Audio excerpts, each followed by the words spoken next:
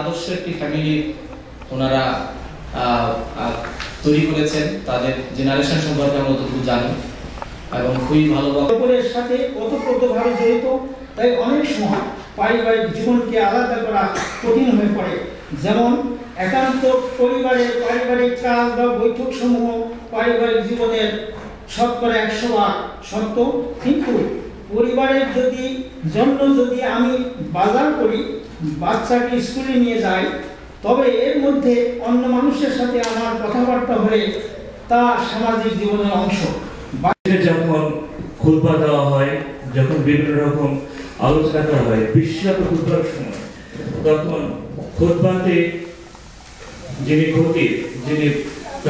খুতবা শেষ করেন, তখন সাধারণত কোনো প্রশ্ন আহ্বান করা হয় না এবং যে আমরা যে ওয়েস্টার্ন কালচারের ভিতরে বাচ্চা কাচ্চা নিয়ে মানুষ করছি, এখানে তো বটেই, এখানে সেটা আরো অনেক বেশি কঠিন ব্যাপার।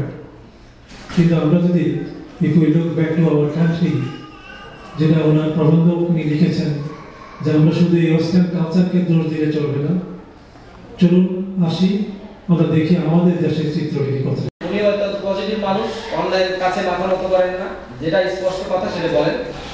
এভাবে উনি দায়িত্ব পালন করেন সব জায়গায়, তাকেও আমরা স্বাগত জানাচ্ছি।